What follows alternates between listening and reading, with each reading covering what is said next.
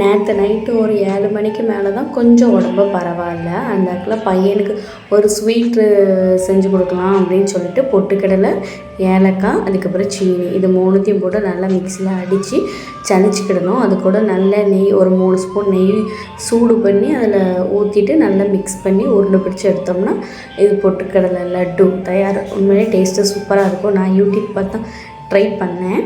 அதுக்கப்புறம் ஹஸ்பண்ட் வந்துட்டாங்களா, ஹஸ்பண்ட் வந்து கொஞ்சம் திங்ஸ் வாங்கிட்டு வர சொன்னேன். அது எல்லாத்தையும் அப்படியே கொஞ்சம் எடுத்து வச்சுட்டு அதுக்கப்புறம் எனக்கு வந்து பரோட்டா வாங்கிட்டு வர சொன்னேன்னா, இன்றைக்கி தான் கொஞ்சம் உடம்பு பரவாயில்ல, அதுக்குள்ளேயும் பரோட்டாவான்னு கேட்டாங்க. சரி இன்றைக்கி ஒரு நாள் மட்டும் வாங்கிட்டு வாங்க அப்படின்ட்டு. எத்தனை நாள் தான் நீயும் ஒரு நாள் சொல்லிட்டு போவேன், நானும் பார்க்கேன் அப்படின்ட்டு இருந்தாங்க. சரி வாங்கிட்டு வாங்க அப்படின்னா வாங்கிட்டு வந்தாங்க. அப்புறம் மாவெல்லாம் வாங்கிட்டு வந்திருந்தாங்களா, மாவை ஒரு பானையில் ஊற்றி ஃப்ரிட்ஜுக்குள்ளே வச்சுட்டேன்.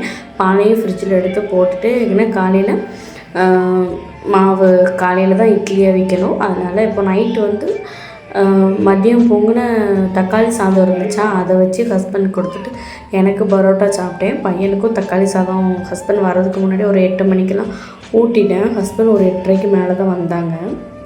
உண்மையிலே பரோட்டா சூப்பராக இருந்துச்சு. ஏன்னா நம்ம ஊர் பரோட்டா மாதிரி இல்லை, இங்கே சால்னா கொஞ்சம் டிஃப்ரெண்ட்டாக இருக்கும். ஆனால் நல்லா இருந்துச்சு. மறக்காமல் லைக்